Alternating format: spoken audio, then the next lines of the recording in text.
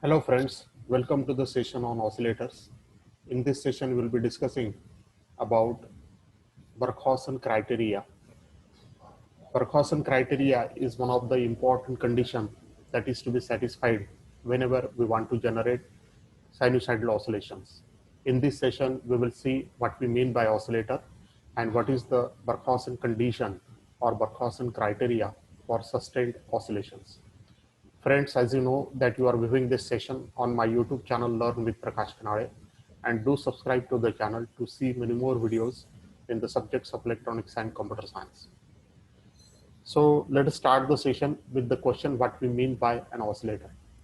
Oscillator, you can say, is an electronic circuit where we will apply the DC voltage, because every electronic circuit will require the DC voltage, and we will not apply any AC input, and still it is possible that we can get the AC output.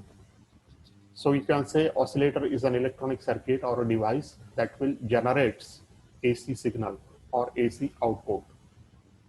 When the DC voltage is applied to the oscillator, then at the output we will get AC output. That is, remember that in case of oscillator, we do not apply any AC input and still the circuit generates the AC output. So even if no AC input is applied to the oscillator on its own will generate the AC output. Oscillator is sometimes also called as the signal generator. This is a generator because it generates the signal on its own, and therefore this circuit is being called as a signal generator. The shape of the oscillations that are generated at the output of the oscillator can be sinusoidal, it can be triangular, it can be square wave, or it can be sawtooth wave. So based upon the type of the shape that is being generated at the output, the oscillator is being called as a sinusoidal oscillator or triangular oscillator or a square wave oscillator. Oscillator, you will find that is one of the most commonly used circuit. Like an amplifier, oscillator is also very commonly used circuit in almost every electronic application.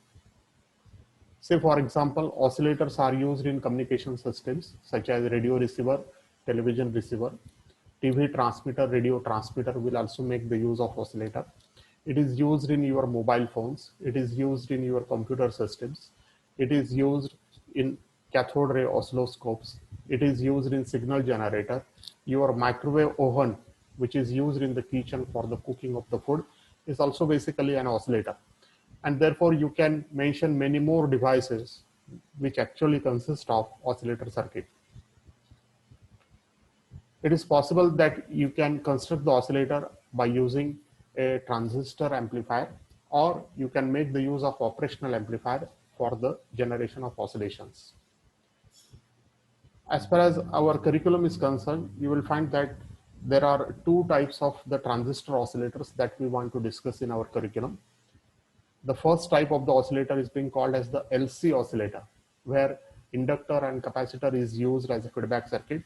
And these oscillators are Hartley oscillator and Colpitts oscillator. Another type of the oscillator that we are going to discuss is the RC oscillator. In RC oscillators, a network of resistance and capacitor is used in the feedback circuit, and the shift oscillator and the Wien bridge oscillator are of the type RC oscillators. You will notice that both LC oscillator and RC oscillator are sinusoidal oscillators. That is, at the output, they will generate the sine wave. If you want to generate the square wave at the output, then those oscillator circuits are called as the multi-vibrator circuits. So in this session, we will see basically what is the basic requirement of an oscillator, and then the Barkhausen condition or Barkhausen criteria that every circuit need to satisfy to generate the oscillations. So we will go for the basic requirement for the oscillator. So whenever you want to construct an oscillator, then what you require is basically an amplifier with gain A. Then you require a feedback network with the feedback ratio beta. The output of the amplifier has to be coupled to the input of the feedback circuit, and the output of the feedback circuit has to be recoupled back to the input of the amplifier. So there are three basic requirements for the construction of the oscillator. The first requirement is that you should have an amplifier with the gain A. So even if no direct input is applied to the oscillator circuit, still the oscillator circuit will consist of an amplifier. And this amplifier must have some gain. Suppose A is the gain of the amplifier. Output of the amplifier is connected to one feedback circuit. This feedback circuit is actually a frequency selective circuit because the frequency of oscillation will be decided by the feedback circuit. And this feedback circuit will have certain gain, and this gain is being called as the beta. It is also called as the feedback ratio. And the whole arrangement of the oscillator circuit is such that there should be positive feedback. That is, the feedback voltage which is coupled back to the input of the amplifier must be in phase with the input voltage so that the condition of positive feedback is being satisfied. So as far as the oscillator circuit is concerned, we know that the amplifier is used to amplify the input signal. So whatever is the input signal is being present, that is being amplified by the amplifier. Some part of the amplifier is coupled back to the input of the amplifier such that the condition of positive feedback is being satisfied.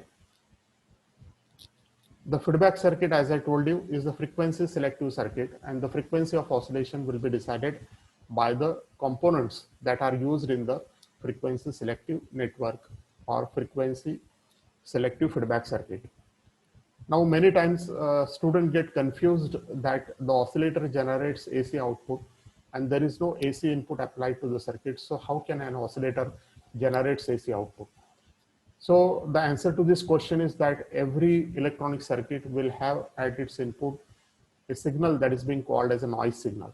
So the initial starting voltage for the oscillator is being provided by the noise that is being present at the input. This noise is being amplified by the amplifier, and some part of the output is being coupled through the feedback network to the input of the amplifier, such that the condition of positive feedback is satisfied. Once this cycle is repeated, you will find that the oscillations can be generated at the output of the oscillator. Now we will go for the discussion of one of the important conditions that one has to satisfy whenever you need to construct an oscillator circuit. And this condition is being called as the Barkhausen condition or Barkhausen criteria. Now we know that the gain of the amplifier with the positive feedback is given by the expression AF is equal to A divided by 1 minus A beta, where AF is the gain of the amplifier with feedback, A is the open loop gain of the amplifier, and beta is the feedback ratio. Now in this equation, if we make some arrangement such that the denominator of the above equation is made equal to the 0, then we know that in any expression, if the denominator is 0, then we will get the gain equal to infinity. That is, if we are able to make some arrangement in the circuit such that 1 minus A beta is equal to 0 or A beta is equal to 1, then the denominator will get equal to 0 and we will get the amplifier with gain infinity. And therefore this condition, A beta is equal to 1, this condition is being called as the Barkhausen condition. So what this condition means? This condition means the oscillator that you will have will generate the output on its own. That is, even if there is no input, the oscillator will generate the output. That is, for every oscillator, it is necessary that the product of the voltage gain, open loop voltage gain, and the feedback ratio beta must be equal to 1. And this condition is being called as the Barkhausen condition or Barkhausen criteria for sustained oscillations. If this condition is satisfied, then the oscillations that are being generated at the output of the oscillator circuit are sustained one. That is, they are stable one. This condition or this criteria is actually named after the German physicist H.G. Barkhausen, so who initially invented this condition, and therefore his name has been given to this condition. Now observe that in the oscillator circuit, if this condition is not satisfied, that is, whenever A beta is less than 1, then it is not possible to have the sustained oscillations. In that case, you will find that you will get the oscillations which are called as the damped oscillations or decaying oscillations. That is, the amplitude of oscillations will die out after a certain amount of time. If the product of A beta is greater than 1, then in that case also you will not get sustained oscillations. That is, the oscillations that you will get at the output will be growing oscillations. That is, initially their amplitude will be less, but it will go on increasing as the time goes on increasing. And when this condition A beta is equal to 1 is satisfied, then in that case only you will find that the oscillations that are generated at the output of the oscillator will be sustained one. That is, they will have a constant amplitude.